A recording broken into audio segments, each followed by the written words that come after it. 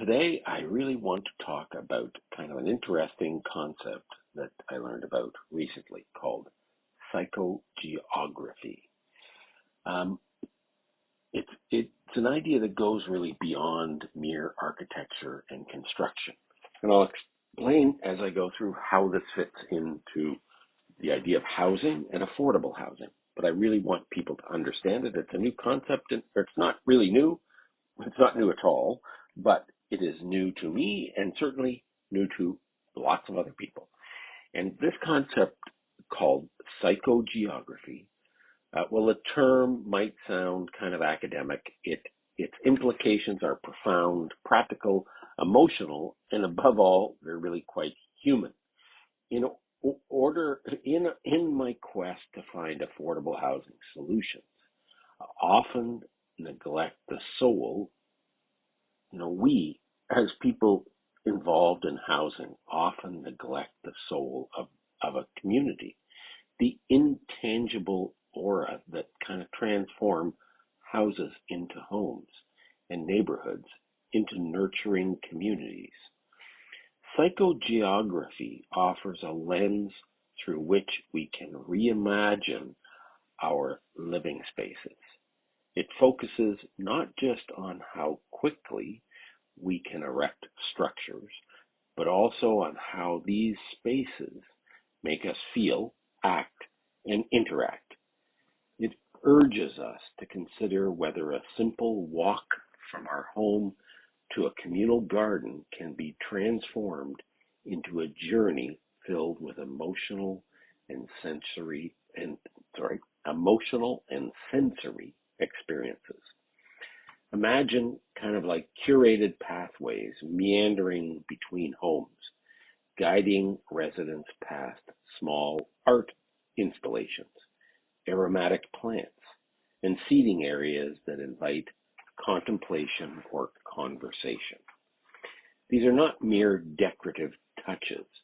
They are like conduits for emotional well-being, sparking joy, curiosity, and a true sense of community.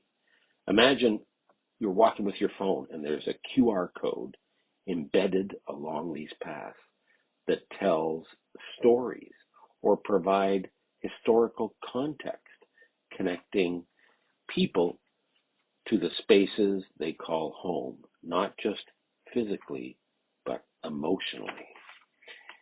In our fast-paced world, where the virtues of speed and efficiency are extolled by everybody, psychogeography invites us to slow down and engage deeply with our surroundings, even in compact, modular housing settings, where space is a luxury.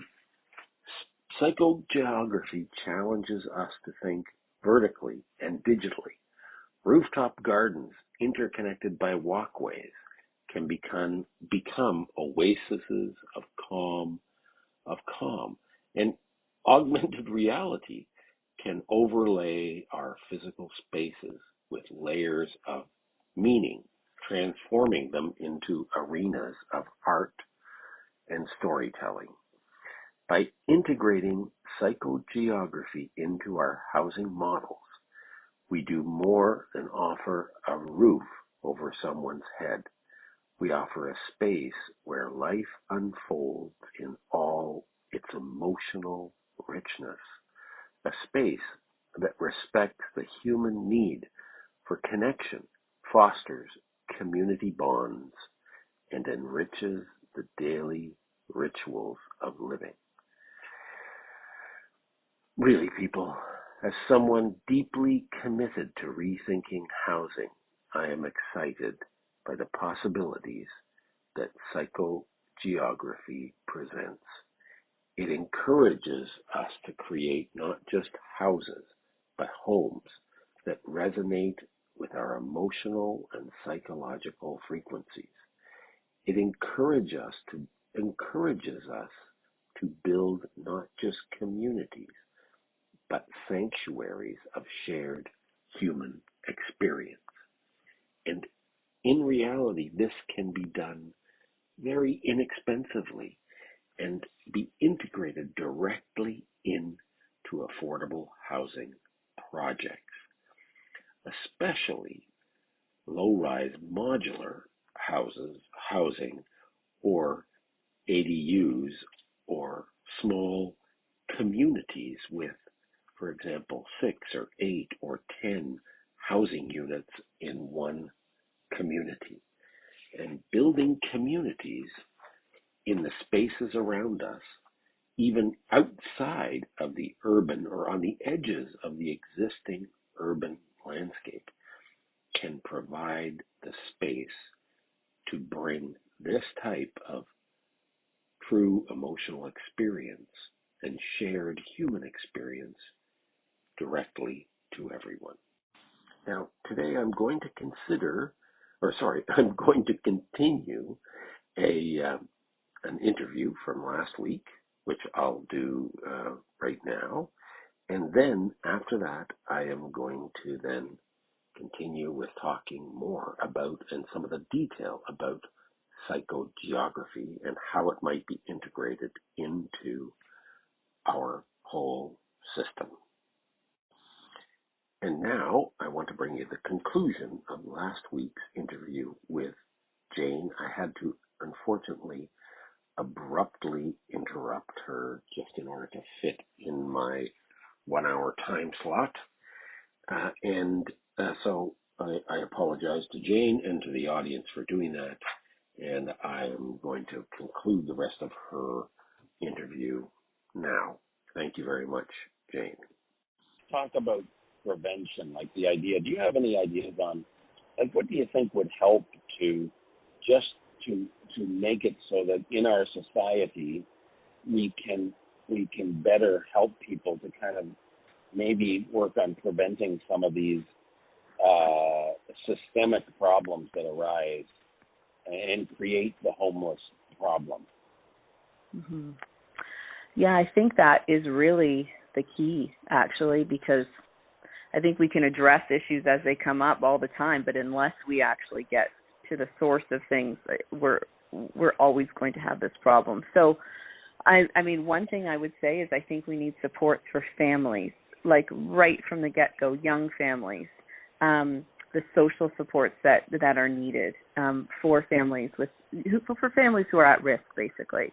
For infants and toddlers.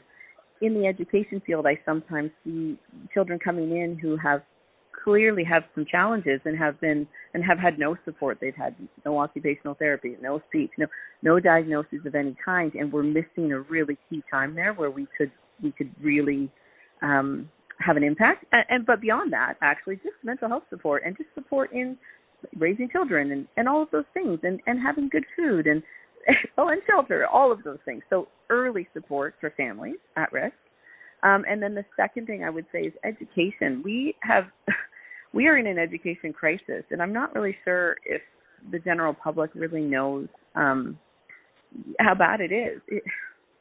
It is. I feel like educators are in a situation where class sizes are way too large, needs are too extreme, and there's a lot of behavior, and we are just lacking the support, and it just seems like there's never enough. And so, for example, several years ago now, quite a few years ago, the government was all about inclusion, and that sounded really great, and there are parts of that are really great, but in doing so, we have all children in the same class. What the government didn't say is that there would be very little support given. And so in those situations, I just feel like if there was the proper early intervention with the children who need extra help, we could prevent so many problems. And I can speak to that a little bit personally, too, because I really do have a personal perspective on this. I have one of my kids has a learning disability, and it's quite a severe one. And we could see that he was not going to get the help that he needed in the education system. So we luckily were able to do all the things necessary outside of school to support him and work through all of this. But I look at kids every day that are like him, and because they're not in the family that has the wherewithal to be able to provide all that support. And that support was very costly and very timely. Very, it was a ton of time, a ton of money, I guess I should say, right? So it's not accessible to everybody, and it should be. I mean, that's a basic human right to be able to succeed in education. So I look at that, and then I see students who are falling through the cracks, and I'm looking at their trajectory, and I see them in older grades, and there's a lot of behavior. And of course there is. I mean, when you're not doing well, you do start to you can start to act out and seek other ways to get attention, and to also draw attention away from the fact that you don't feel very good in school. And then you look further down the line, and what happens to these children? Do they drop out of high school? Do they go with the wrong crowd? Do they end up in jail? Do they end up on the street? So all of those things are completely preventable if they had the support that they needed so to alleviate some of these problems in the first place. So I really think that money has to go into education. We need to clean this up. It is a mess right now. And then thirdly, I would say healthcare. The same thing that's happening in education is happening in healthcare as well.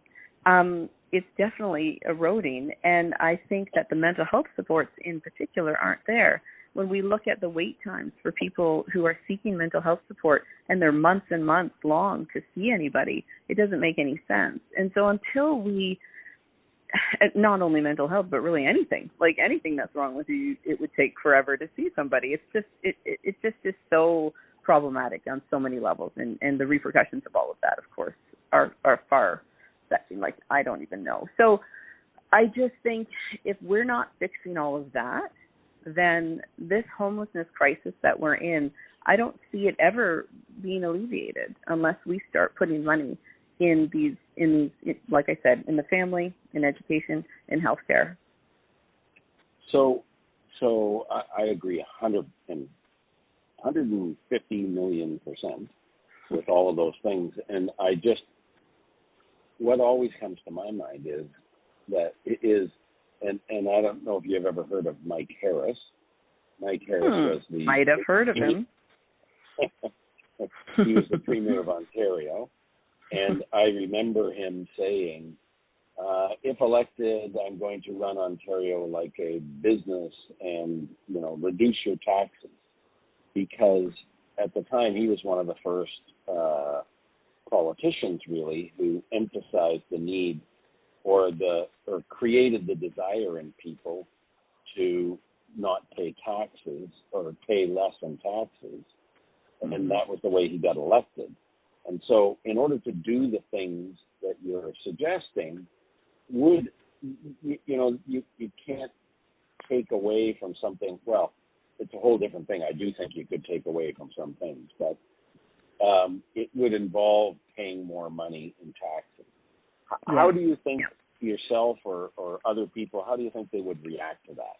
Do you think people would be willing to? No, well, not right now, not with the price of groceries and the price of houses.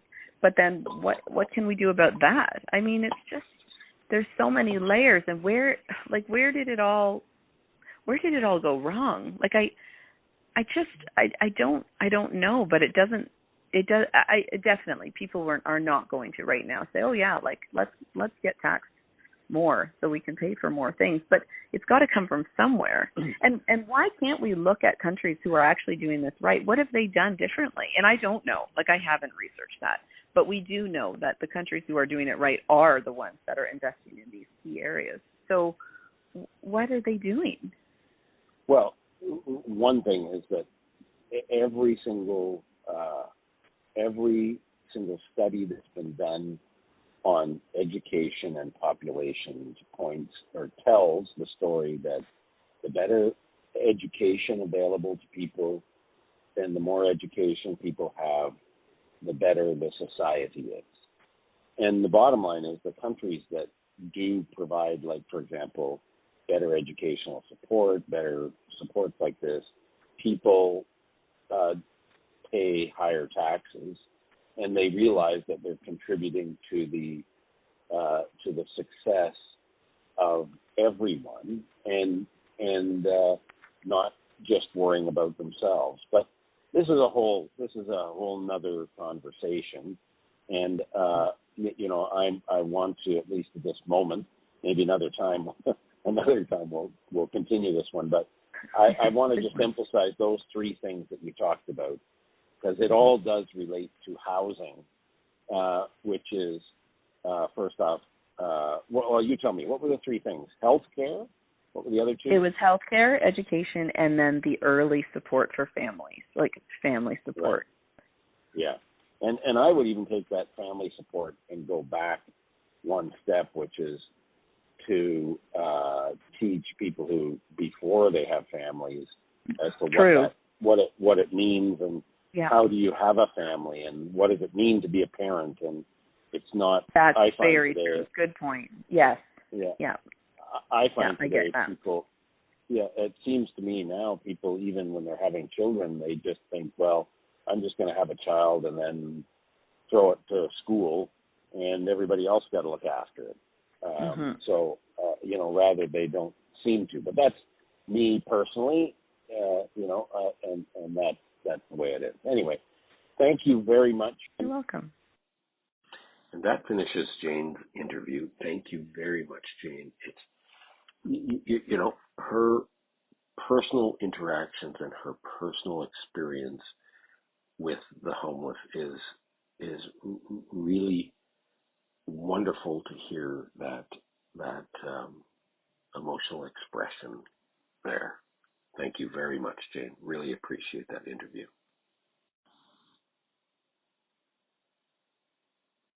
And now I would like to get back to talking about psychogeography. And the first thing I want to really do is talk a little bit about what it really is.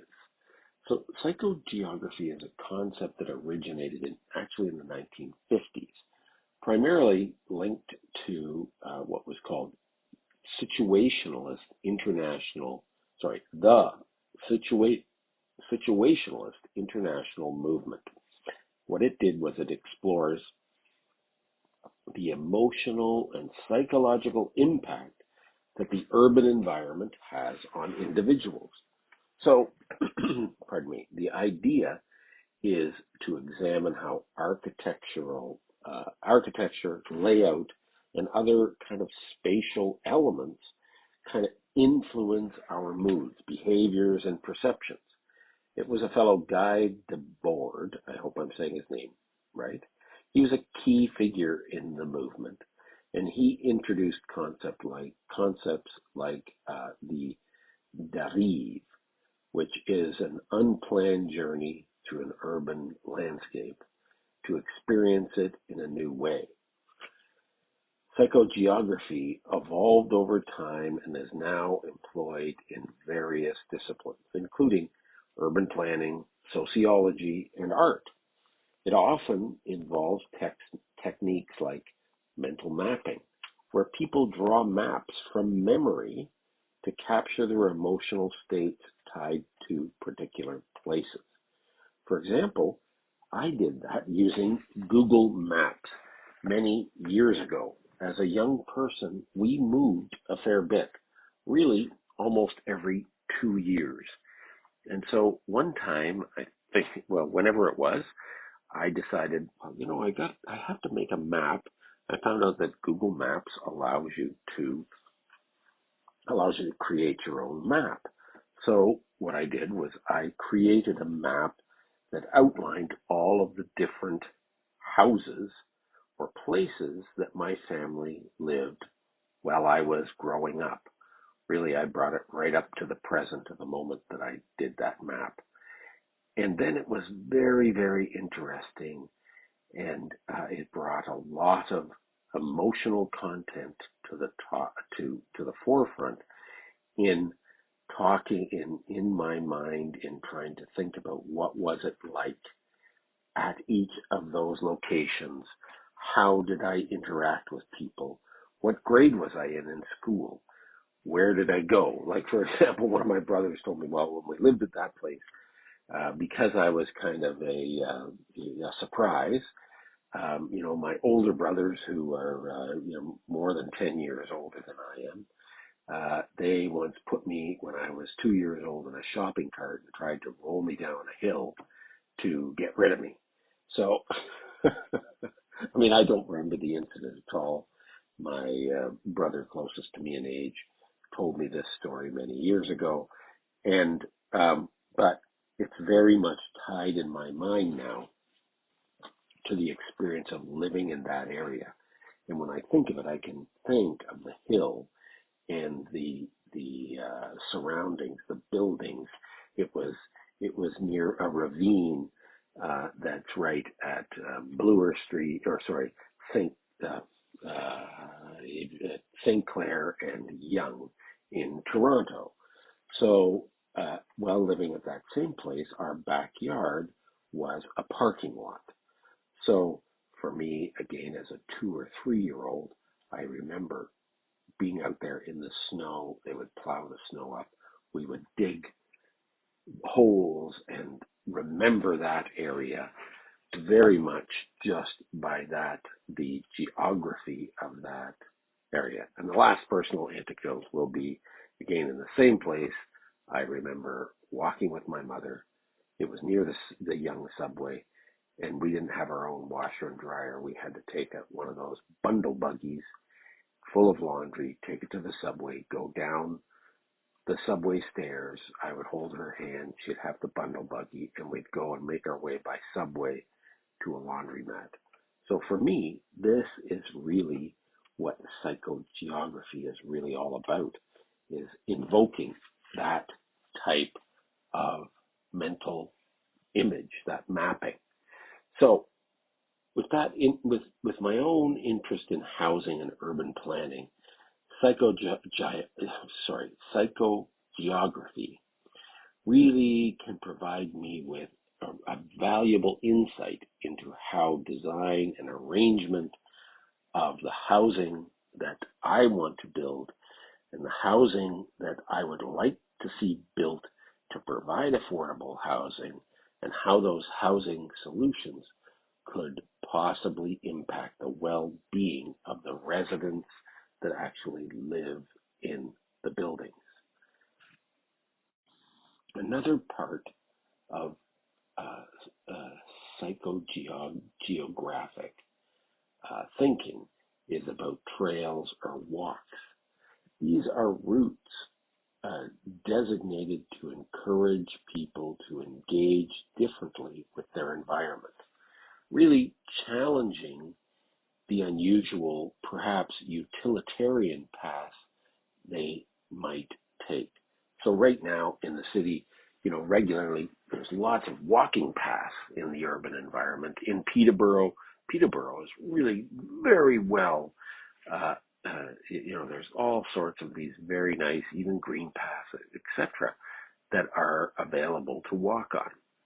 But by creating those types of path planners and by creating psychogeographic paths, what you do is the trails are planned with where artists aim to stimulate a deeper emotional and psychological connection with the urban landscape.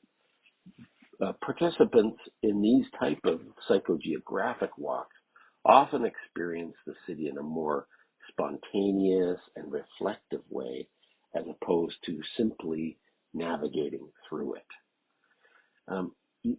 I can imagine designing neighborhoods with psychogeographic trails that not only serve as functional pathways, but also really work to enrich the lives of residents by encouraging mindfulness, exploration, and a stronger sense of community. I really believe that housing is a human right, and I believe in innovating in the construction industry by incorporating these sorts of things into the design elements, and that would really create a very positive ethos by having that type of psychogeographic nature of a walkway. some kind of real life examples of this would be like a curated pathway, where you could design a pathway that intentionally meanders through communal green spaces rather than providing the shortest distance between 2 points. But they do provide that. So it's not just a walk in the woods where you really are just in the woods, but it also can be combined to be utilitarian, meaning it gets you from A to B, but does it in a way that is not simply providing the shortest distance between 2 points. This type of pathway could incorporate features like small art installations, communal seating, or even little free libraries to encourage interaction and reflection. If you know what I mean by the free libraries, it's almost like a mailbox, but a big mailbox that might be 2 feet by 3 feet sitting on a post, and then people put a book, and it's like, take a book, put a book, take a book. Recently, during a visit to Los Angeles, I was at Venice Beach, and then the Venice community. I didn't even know there was. I've heard of Venice Beach, but who knew there was actually a Venice there that was a recreation of the Venice in Italy. So in that, there are some very beautiful examples of small housing and very creative housing. And one of the places had, right on the water, one of these little libraries. Then the second thing really that comes to mind is to create storytelling elements. So a storytelling element, you could what I'm imagining is that people nowadays, everybody's carrying their phone with them. So what you could do is just on a post, even in that meandering walk, or you could even do it on a regular walk. It doesn't matter. It could be just on a telephone pole on the sidewalk, and you could embed a QR code or other markers along the trail that the people walking it, or the residents in particular, if you build this into a community, can scan with their smartphones. These could provide historic context, share stories from the community, or offer kind of like mindfulness exercises to engage residents mentally and emotionally. Then another thing is to also build in sensory engagement. So that's actually physical sensory engagement by using different materials for the pathway or areas of the community space to engage multiple senses. For example, have gravel paths, wooden walkways, and smooth tarmac or concrete walkways or paved walkways. Each one can provide a different tactile experience. You could also could build into the community aromatic plants to engage the sense of smell. So as you walk, if you can imagine, the path changes from gravel to concrete to paved. And it might not seem like much, but if you imagine you're doing that, then your body is actually getting a whole different sensory engagement in this simple, affordable housing area. But now, through some very basic things, you get a whole different experience.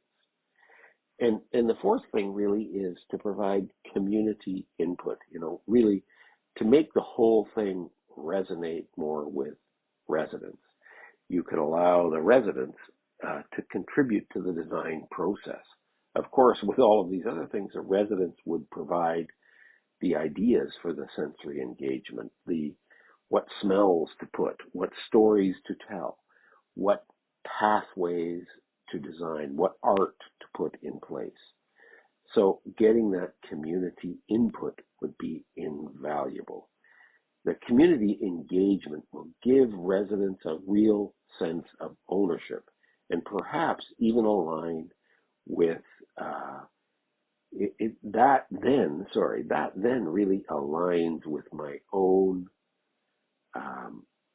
heartfelt need of making housing accessible and resonate with people's real needs.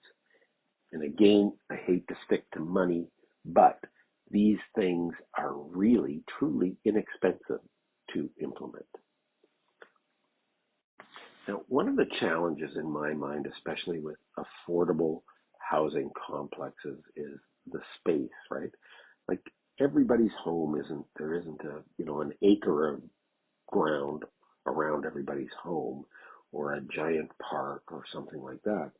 So sometimes with these psychogeographic elements, it seems like they're too big to be included in, especially in an affordable housing community.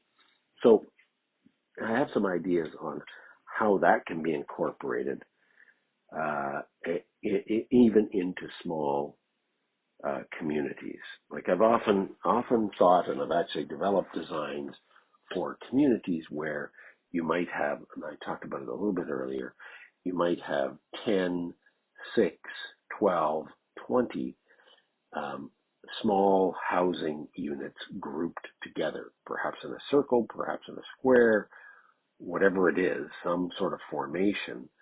And those 20 housing units, each, housing an individual or an individual family or small group. And so that creates its own community. And it all is done in a pretty small space. But here's some ideas on how to incorporate these psychogeographic elements in smaller environments. Like you can have a micro garden. So instead of sprawling green spaces, you could just create small communal micro gardens, such as a herb garden between the homes, or a winding path through the smaller spaces could still offer the residents a sense of discovery and serenity. Then move from the horizontal to the vertical. Create vertical elements. If horizontal space is at a premium, go vertical. Wall-mounted art, QR codes with storytelling elements, or vertical gardens can engage residents without taking up much space, horizontal ground space. The other idea is multifunctional spaces. So a small communal area can serve multiple purposes. For instance, a single plaza could incorporate seating that also serves as storage or planters. And it could feature a tiny stage, I love that idea, for community events or for open mic nights or for discussions or outdoor movie nights. Then one of the really interesting things that's available that can be done is digital augmentation. If the physical space is really tight, it can be augmenting, or we could augment the experience digitally using augmented reality apps that could allow the residents to experience storytelling elements or historic tidbits like we talked about right on their smartphones as they walk.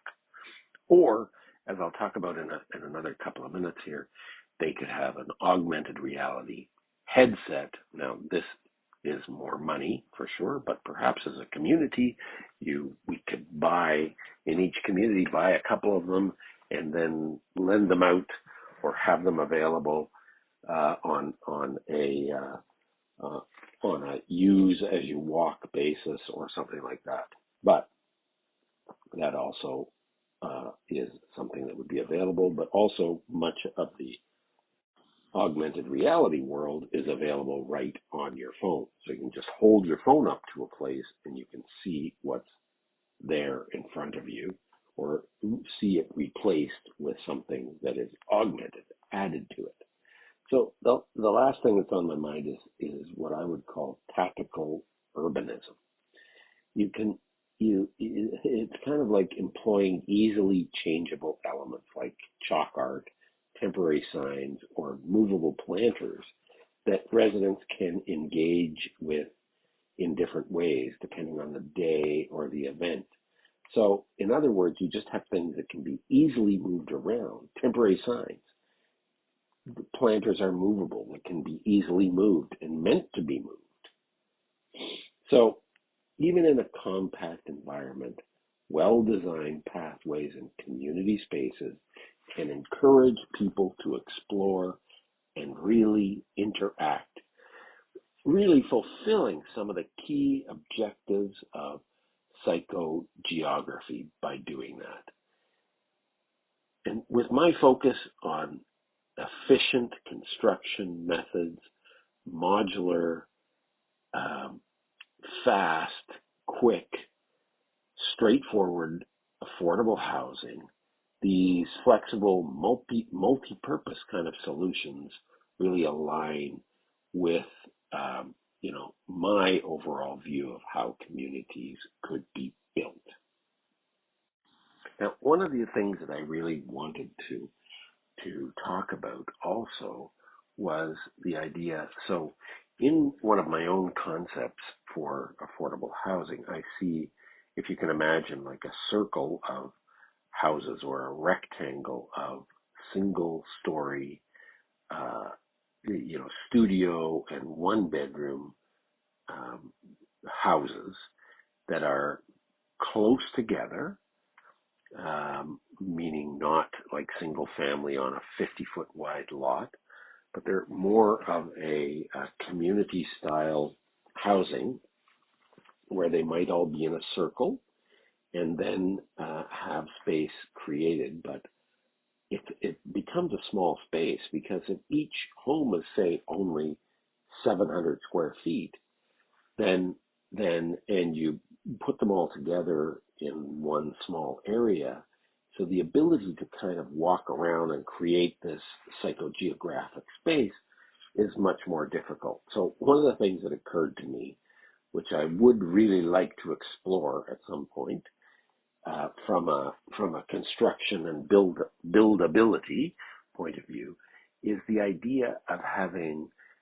using the rooftops of all of these buildings, so have them with a flat roof and have a green garden, a green roof. So the roof becomes grass or a garden or whatever. If it's 700 square feet of living space below, then on the roof you've got about 700 square feet, which is a pretty substantial amount. If you're going to do a real garden, that would be enough garden to feed, a number of people if you worked it properly. But instead, or as also, what you could, if you had this community with, say, 10 units of these modular or tiny homes, but kind of medium-sized homes, all in a circle around of each other. But then what you do is you have a walkway up to the roof, and then you create walkways on the rooftops, walking across from one to the other, and they're connected using almost a bridge element between the different housing dwellings. And then somebody could go up the stairs, or you'd want to have a lift as well, so it would be accessible.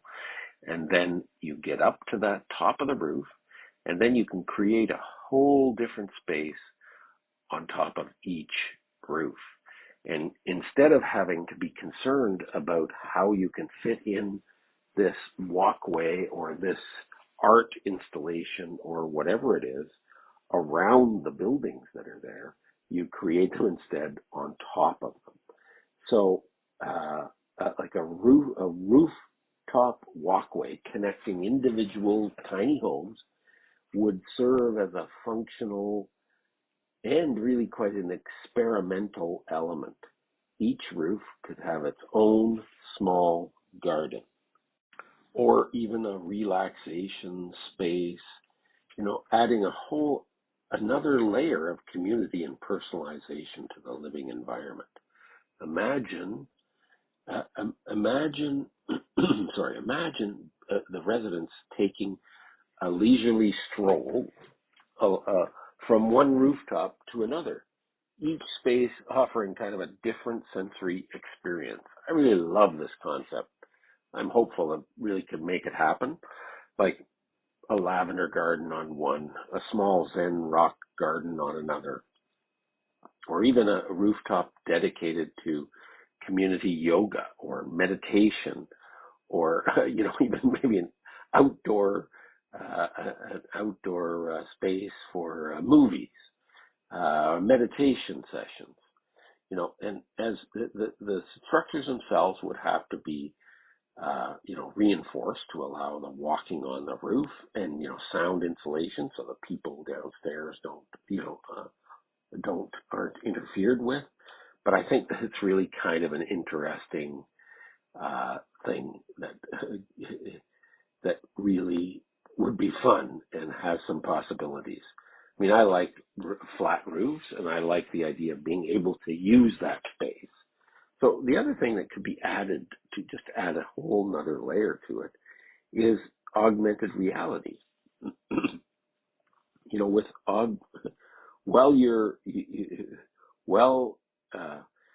people don't necessarily have to walk around much with it with AR. It's true, it's kind of right there. But the AR itself could serve as an enhancement for those who do walk around. For example, as they stroll through the rooftop gardens, they could point their phones at specific plants to learn about their medicinal or culinary uses. Or maybe they encounter digital art pieces that can only be seen through an AR app, turning a regular walk into an art tour. When this idea came to me, I thought, wow, wouldn't that be fantastic? Like, so you can walk from roof to roof, and ideally you'd wear augmented reality glasses, since it's easier to handle than carrying your phone with you. And then as you turn your head and look in one particular place, you would see different art installations as you walk. And they could be done by the residents themselves, or you could encourage other artists, local artists, to integrate their art into that digital world. This way, this affordable housing system this solution could become a whole holistic living experience. This could be a phenomenal way to demonstrate that efficient, effective housing doesn't have to sacrifice quality of life or community engagement. I must say I'm very excited about learning about psychogeography, and then in my mind trying to incorporate it into housing design, affordable housing design.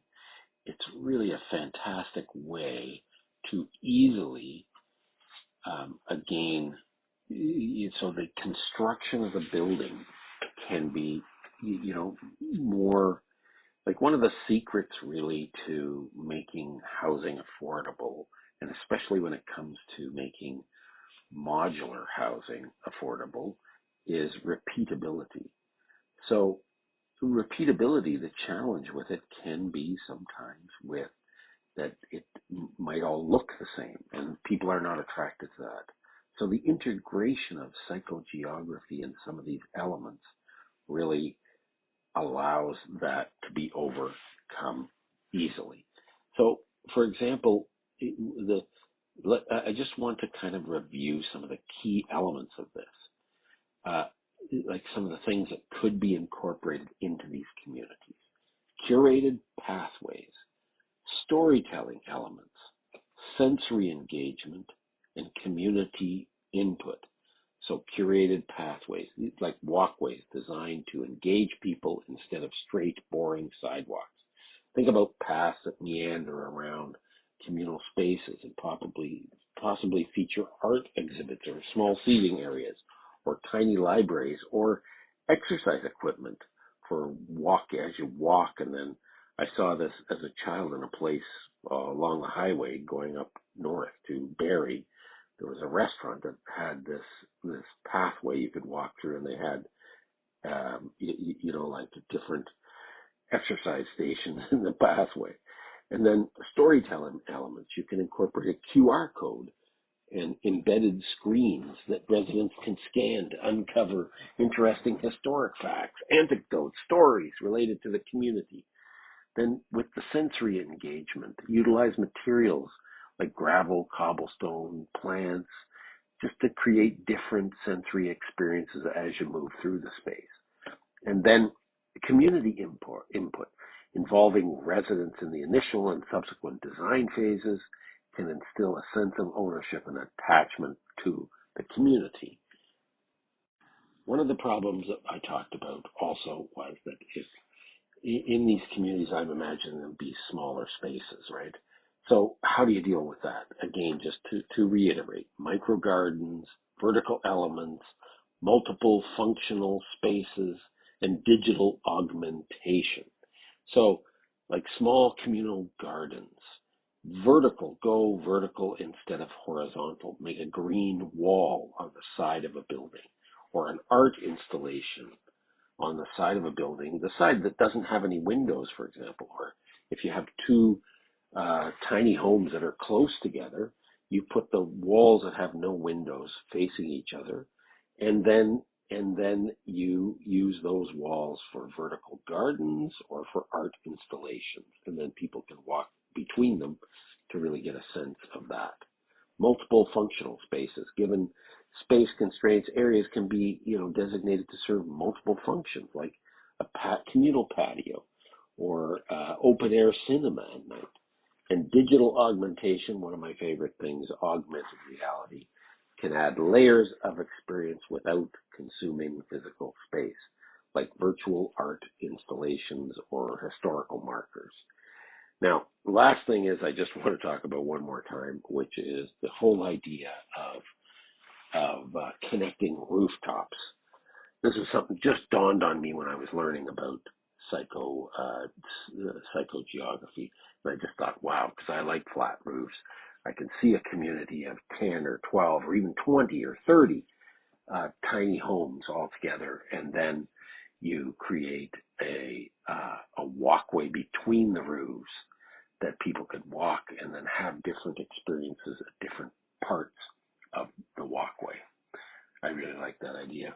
It involves certainly more challenging engineering and environmental things, but it, in my mind, seems quite possible. Now, there certainly are technical requirements for all of this: hardware, software, connectivity. Curating the art. Could find local artists, thematic exhibits. The user experience, interactive elements, like what does that mean, information layers, navigation, all of these things, there certainly creates a whole new part of all of this. But again, I think that's all quite doable, and it could create something like really quite good. Anyway, that is the end of our program for today. I wanted to thank you, everybody, for listening. And next week we'll have some more interviews, and I really appreciate your time. And this is Stephen Haylestrom, and this is Let's Talk Housing. And thank you very much for listening. Take care. Oh, sorry. This is Trent Radio 92.7 in Peterborough, Ontario. And it's also on podcast on all the podcast places. Just look up Let's Talk Housing with Stephen Haylestrom. Thank you.